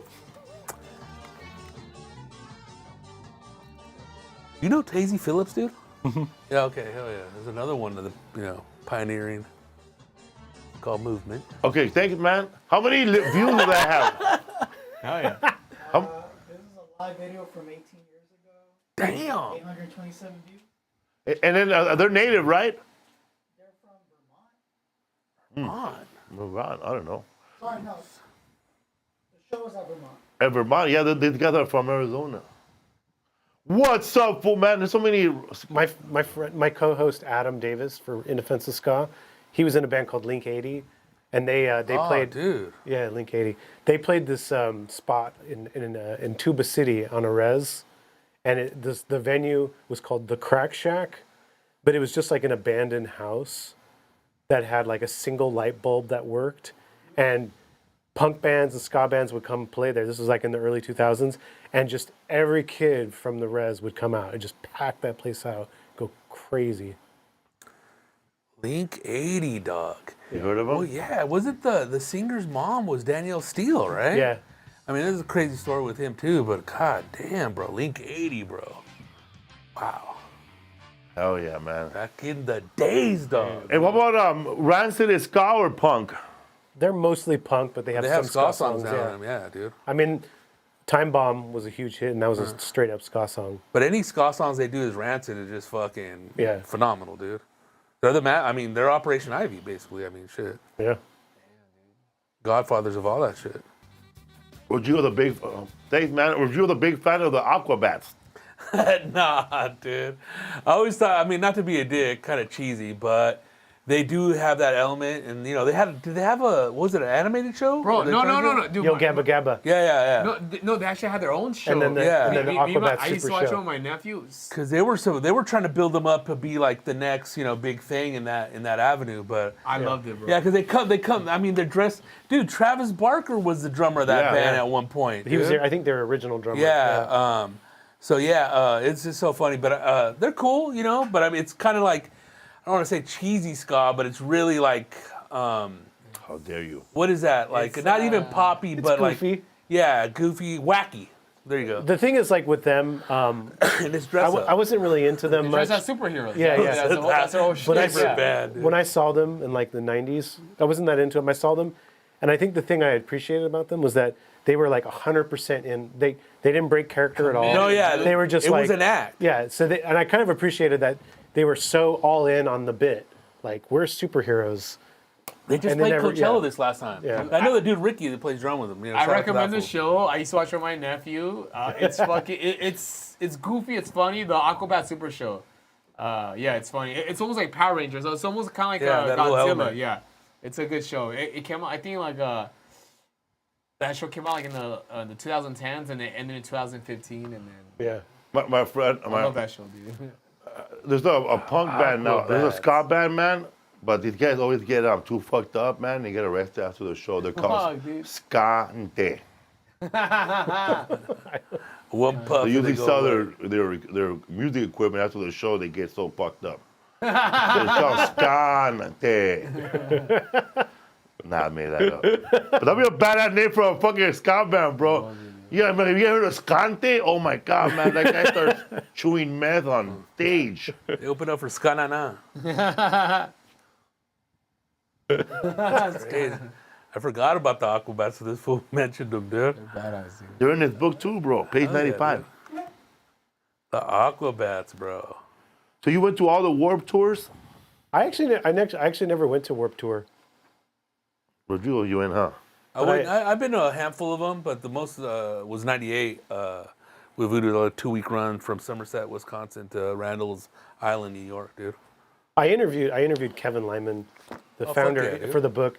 He's really into ska, and he always puts ska on the Warp Tour. Yeah, there was always a ska band there, no matter what. You know, Kevin. Fun fact about Kevin: for a little while, he roadied for the Untouchables. Really, dude? Yeah, Is he from LA or Orange County? I don't know exactly. Okay, but it's definitely Southern California.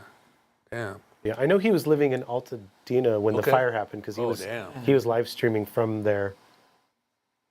Can you show that clip, man? Put the Untouchables Repo Man scene. I don't know if we could watch they're not playing music. There's no music in it. Yeah. We could probably watch it. That'd be bad. I wish I had a Vespa. A little Vespa. You can trick those things out and go fast as fuck, dude. Oh yeah, and you fucking just hack into that shit, dude. Are some of those guys still around? Are they all still around or what? Who? From the Untouchables? So the singer, There you go, fool. one of the guys, Jerry Miller, So that's the recently passed Untouchables away. right there. That's the band. And What year is that's this? Emilio Estevez. He's saying, hey, old lady, 84, yeah. I'm going to take your car. You got to pay for this movie. I'm going to take you. This movie's a bad movie, man. It has sci-fi and repos. Oh, Then there's Hoppers in it. Her, Yeah, bro. bro. She's known to, she cried in every episode of any episode of Funeral. She was the first one crying. And then Don't Mess with South Central while drinking hood in the juice. She comes out of Friday, a trash can with a Shut Uzi. up. Yeah, no, all little dude with that big ass fucking. Yeah, we lost Jerry Miller from the Untouchables like a year or 2 years ago. So R.I.P., dude. rest in peace, Jerry. And Chuck in that band, I'm friends with Chuck. He's a great guy. He works in Hollywood, like doing like props and stuff. Nice. But they play every once in a while, like a version of the band, A version of the band? like a version. Not all original members, just some of them. And that was like considered like mod in the 80s, right? That style, the mod. They were playing ska, but they were dressed mod. When I think of mod, I think of like fucking Modified. like Supergrass, like that. Wasn't that called mod rock or something like that? I mean, I definitely feel think like the alright. the big mod revival band from England in the '70s was the Jam. Yeah. Like that's what all the mods were into, the Jam, right? But in the '60s they were into like the Who and the Small Faces and like R&B and stuff, and it was all like supposedly they were all on meth too or methamphetamines and they were all like Carnes. hipsters. Yeah, that's real Scott. Mean stormtroopers, huh? Fuck yeah. Stormtroopers, dude. What's up, Full Podcast? What are they saying, man? Easy, Oh, shit, wrong one. Open up the chat, bro. Open up the chat, bro. What are they saying, bro? UB40 considered ska. They're a reggae band. It's right because there's no Yeah. rock. There's no rock elements in it. Right? Yeah, it's just like- reggae. but it's good reggae. And, are they cool. actual reggae? I mean, it's For music lovers, right? Wild man. there's some good stuff. I mean, Falling in love. it's not Jamaican reggae, but they have some good stuff. Is UB40 red wine? What are they? Yeah. Are they Canadian? Yeah, right. No, they're Oh, from England. Yeah. But they started at the same time as the two-tone ska bands. They were kind of around. You would But get a that's girl the- naked, dog. Red wine. And they still perform to this day, dude. I think so. Yeah. And they made one of the best. I mean, wasn't like their songs named after? No, a movie was named after their songs with fucking Perry. Rest in peace, Matthew Perry and fucking Salma Hayek. Fools fall in love. Fools rush in. That's one of the songs. Was Yeah. yeah. UB40 song. Salma Hayek, bro. Shoot the moon. Wow. That's full stupid. What's Up Food podcast, man. Don't forget, man, go get the book In Defense of Ska, man. Stop messing around, man. Back us up, people. Can you skank right now? I've never skanked in my life, bro. Can you do a good skank? Now? At your prime. What's up? What about Right Said Fred? Well. What about Right Said Fred, this guy said. What about him? It's some. That's more like, you know. It's like dance music. Just ask the guy, is there a ska country genre? You know a country band that plays some ska is the Mavericks. The Mavericks. They have some ska stuff. Wow. That's an interesting crossover. Okay. No doubt was ska, this guy said. Yeah. Free the homie, Paul Is Rodriguez. he in jail though? I saw that right now. Paul Rodriguez Jr. or No, Paul? I think senior. I don't think Rodrigo is junior. For what? Reason is indicates that comedian. Burbank PD finally got me. Whoa. What? What? Indicate that comedian Rodriguez has been arrested twice. Again? Hey, man, think- I I can't think get out of this is this old town. You news know, or the something. strong's very long. You know? Shut up. 6 hours ago, yeah. What? Arrested outside a restaurant. Look it up, What? bro. Look it up, look it up, Yeah, I came over here to beat up George Lopez, eh? Outside a restaurant in Burbank. Police say, okay, I can't. Oh my dude, this was a. Suspicion of drug possession. Damn it. That's old, bro. Troublemaker, That's bro. old. Yeah, it has to be old. It says What? 6 hours ago, bro. What? No way. He's dressed pretty mod. Let me see. I'm an me see. untouchable. You know, I used to be the singer of the Untouchables originally. You know. Comedian Paul Rodriguez was arrested outside a restaurant in Burbank. Police said 6 hours ago. That's What's going gotta on be here, man? They're fake, acting like man. this place is Washington D.C. You know. Big Boy Restaurant? Where the fuck is it? This guy hate. Tom Hardy said, haha, that's the funniest thing I've ever done. Pay right now. Somebody said again, getting arrested is the only funny thing he has ever done. All these Latinos, bro. Where's that guy so we can go beat him up? Paul Rodriguez strikes again. Tight, dude. Hey, I'm gonna skate. I need a Paul Rodriguez T-shirt. That's what I need, bro. I'm gonna skate. This guy's the P-Rods. biggest hater, bro, right here, bro. Look him up right now, bro. Saul Mejia, the biggest Paul Rodriguez hater. He's sitting at home at your mom's house with a do we- purple foot. What's the opinion on Oh, he's a business consultant, of course, bro. What kind of business, He's trying to get bro? people to go to his page so they can consult, bro. Yeah, Fortune no 100. See, bro, that if you say something negative and they go to your page and then you go, oh, yeah, I'm not going to get consulting from this guy who's hating on Paul. And then there's another guy, bro. He's Paul bringing the beer to Jesus. Bro. Ay, bro. Aquí tienes un tall boy. What's the opinion in the room of A Million to Juan? Oh, I saw on hil- YouTube. It's not Hilarious, bro. Somebody like said that Paul Rodriguez was all pitudo asking for the J-Rod special. Beat Hey, you, we're though, going to bro. get that guy in the podcast right here, bro. As soon as he gets out of jail, bro. He's going to do some electricity right here, that guy J-Rod. Oh, that fool. Oh. Hey, so what's up with Paul? When are we going to get him back on here, bro? Bro, Let's break him out of jail. Did you find the news, bro, on the news clip about Paul Rodriguez? Oh, my God, bro. He can't stay out of trouble. I'm you saying know? out of this because I'm gonna skate P-Rod skate park pretty soon. So. Yeah, I came back to sue these guys. They threw me in the slammer again, you know? What happened, Paul? What happened when you got arrested again? Hey, man, a lot I- of it malicious says- conduct, you know? It says drug possession right there. Hey, man, I used to think this place was a ghost town, you know? Fucking Burbank sucks, bro. You can't. Okay, so Why would you There it even is. let him go, bro? What?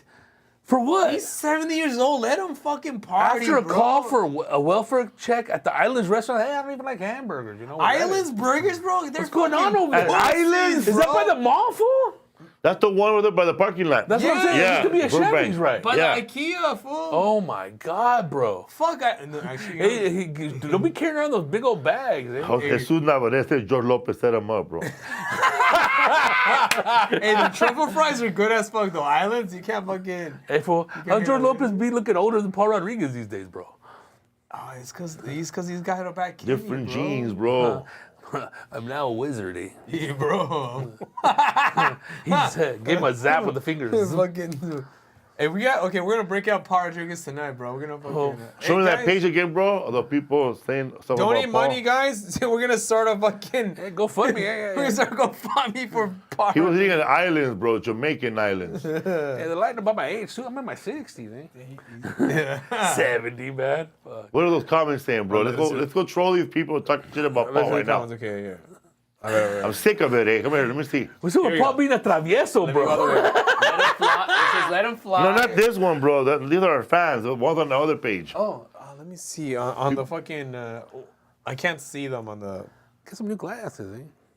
And there's people who say, I never thought Paul was funny, and you go see how old they are. Bro, you didn't grow up with Paul. Yeah, they're young. You don't know him the way we know him. You don't know him as born in East L.A. You don't know him as A.K. Pablo.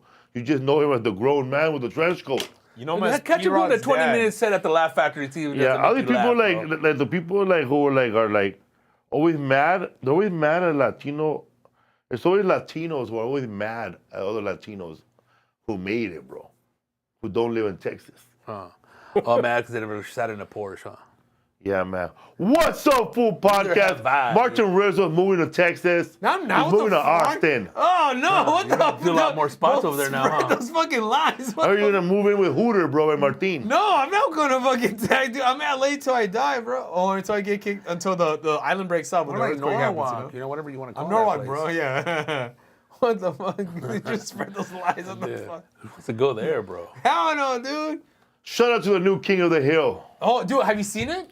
Yeah. It's a work. I love it, dude. I watched 3 episodes. It's fucking. It's funny. It's great, dude. I I've love it. been giving her the corn for years. Back from Saudi Arabia, Peggy. Hello, Hank. Hello. Hell yeah, man.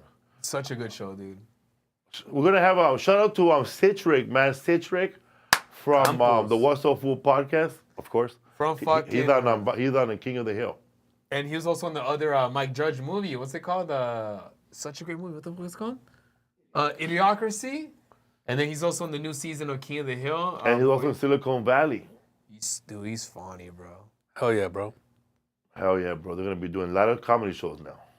But that show does make me want to go to Texas to eat Whataburger, though. King of the Hill. Also, man, you know what, man? In-N-Out leaving. Get out of here. We don't want you.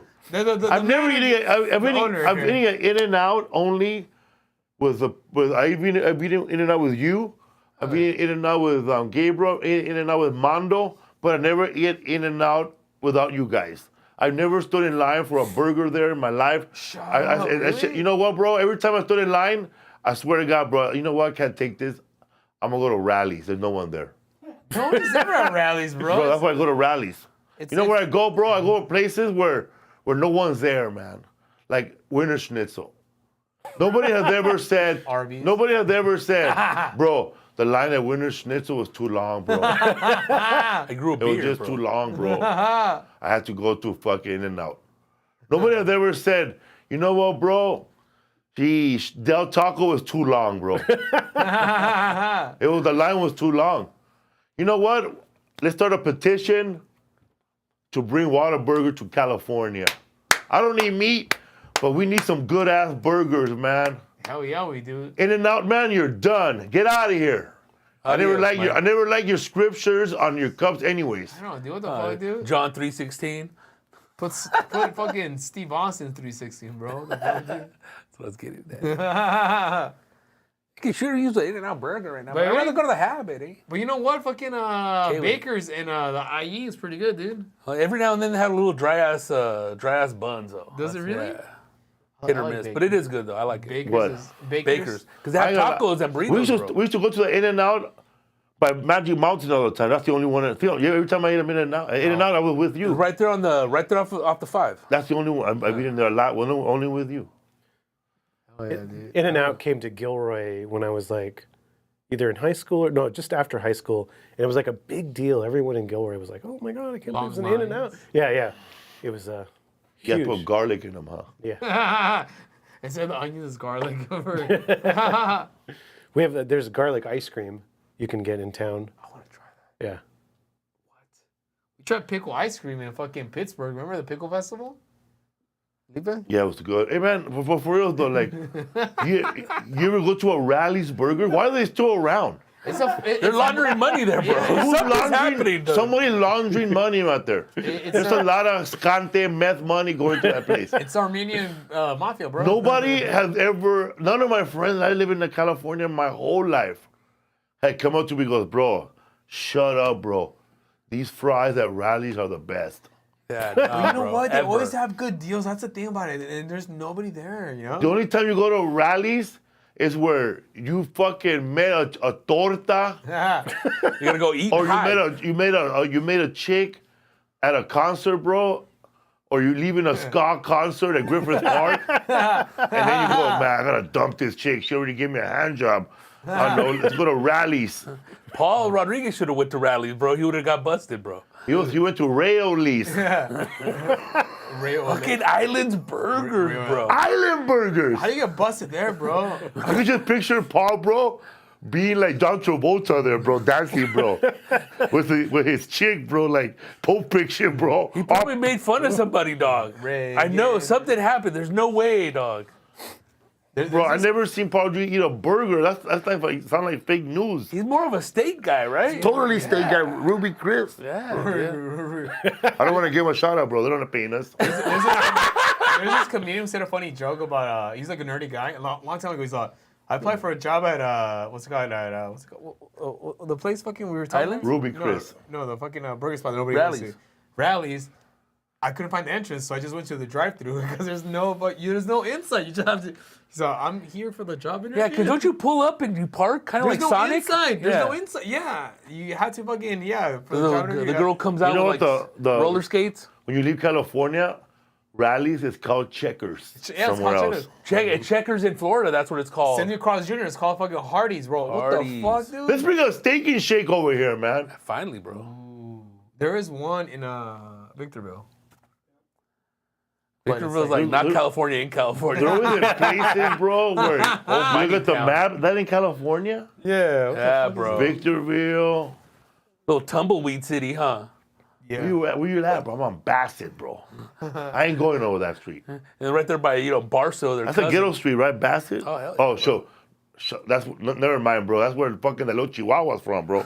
The little Chihuahua, bro. Oh, that's Neto, whatever his name is. He goes everywhere, eh? What's that little Chihuahua, bro? That big one that I don't know has? That's Pepe. Shout out to show that video of that big cholo and his little dog Pepe. Oh, from that Bro, thing. he's at a fucking store with that dog all fucked up, and he goes, "Hey, bro, you can't bring that dog in here. He's a sureño. His name is Pepe. He can go anywhere." Look it up. pretty Yeah, light. Pepe the sureño Chihuahua. Órale, vato. Su sureño, homie. Now show the one where he's at a mall. He's at a mall, and they tell him, "Hey, sir, you can't bring that dog in here." And he goes, "Wait a minute, this is Pepe." Here it is. With that tall cat, Budweiser, bro. Oh, yeah, dude. Got the cirrhosis, homie. Right here, bro. That's doing his dog, bro. Tucking in this shirt. That's how You know what, bro? Every neighborhood has a Birdman, huh? That is a Birdman from. That's what has a dog, though. Every neighborhood has an old, knowledgeable cholo like that, bro. With like a pet, huh? A guy, like that guy's like our version of Rambo, bro. Like What the fuck? that fool fought gang wars, bro. He sent people he was a POW in prison. He was he lived a life, and he's a survivor, bro. Look at now, bro. He's like mellowing out with a Chihuahua, bro. Live to tell about it. Leyenda, homie. Sometimes, bro, like other people try to bring their dog to meet that dog, bro. Like, how stupid are you, man? You think that dog is a stupid a cartoon? Pinche menso? He's handing out You're gonna autographs. bring your fucking chow? Hey, man, this is my dog, Lucy. And then that little dog always goes, like, it's a Chihuahua, you stupid asshole. Why are you bringing your dog around? That's all it does is bark all day, dog. Show up video of Pepe meets other dog. Little Pepe be getting around, huh? Reggae. Bro, we made that guy that we gave a shout out to last week from the electric shop, J-Rod. There it is. Look at him, bro. Look, they get into a fight right there, bro. Why you bring your stinky little dog around? Look at they start fighting, bro. All squabbing, huh? Yeah, they're both at a place where you can't bring dogs, by the way. The thing about Chihuahuas, like, they were like the most Pepe violent dogs, but they're just small, dude. So, like, Pepe throwing hands, eh? they've been throwing paws, bro. Paws of fury, homie. Hey, if you have a friend named Pepe, they're always troublemakers, bro. Yeah. Pepe, there's always like a big guy that always fights, and then it's like somebody you always know, like, hey, bro, call Pepe. Bean shoplifter. And he's the one that shows up, bro. Like, you could call him from anywhere. He's probably like 57 years old. You could still call him to show up. He's at his balls right now. He shows up with a Chihuahua. What's up, man? Me and Pepe are here. He's from that neighborhood, Bassett. That fool. Okay. He's from BV, the big, No the joke, big bro. V, Barrio Locals, yeah. What's up, Food Podcast? There you go, bro. The history of Bassett. Woo! Oh, that's your next Hell book, yeah. dog. This is your first book? Yeah. What's the next? You gonna write another book? How long did it take to write the book? The research and all that. I wrote the first edition, took me like 7 years, and then I took another years and revised it for that. So, I mean, probably like 10 years for that right there. Damn, a lot of work. That's awesome, though. Yeah, I'm working on a novel now called Little Black Book of Death. And Starring Jerry. starring Voodoo. Jerry. I maybe Cool, man. what I would love to do, I don't know if I can or I will, but I would love to write a book about Fishbone because they're my favorite band of all time. So maybe that might be the next one after that. We'll see. Hell yeah. What you looking for, bro? I'm looking at the comments on YouTube, people. We're trying to free up Paul Rodriguez. Hopefully he gets out by tonight. He's out already? He's been out, So they just processed him and he posted bail and he took off. damn, dude. For nothing. And he's back with fucking Melvin. Do you guys know the band Manic Hispanic? Punk Yeah. band? Yeah. Have you heard, like a year or two ago, they did a message to Rudy, Yeah. but a message to Chewy. Yeah. Chewy, yeah. Funny, dude. Yeah, all the little hits that, that do the Mexican version of. It's pretty cool. Yeah. Hell yeah. Elvis Cortez from Left Alone. He's in that new rendition of that band right now. Oh, is he? Yeah. So Ephraim is as well. from, Yeah. Him and I think the other singer just had surgery or something, right? Oh, really? Yeah. Yeah. But yeah, they're doing their thing right now. They're killing it. Yeah. I remember like years ago when I was doing Lyft, I picked up this one older guy. And he told me that yeah, too. But he used to watch No Doubt playing backyard gigs in Orange County back in the day. Yeah. Like 80s. Like yeah. he told me like 88, 89. They were doing it When since high school. The other singer that committed he passed committed away? suicide, yeah. And even the brother was in the band playing keyboards, right? And then he was like an animator for The Simpsons or something. Yeah, yeah. He quit. Right before they took off, right? Yeah, I mean, he wrote some of Tragic Kingdom. Right. But yeah, and then he became like a pretty significant figure at Simpsons in their animation. Anaheim. What's up, Food Podcast? Thank you, Aaron Carnes. Go check out In Defense of Ska and go check out his podcast, In Defense of Ska. And you could listen to it on Spotify. Also, I just found out his podcast is on Audible. Yeah. And you can listen to it too. I recorded it myself. It took me 6 days in a studio in Burbank. Yeah. Oh yeah, dude. So you were there next to party with Paul, huh? Paul Yeah. Rodriguez at Islands. I need a defense attorney is what I need. Thank you, everybody, for listening, man. Shout out to all our viewers on the chat room, man. Dude, they're fucking. Don't forget to comment, man. Don't let us down.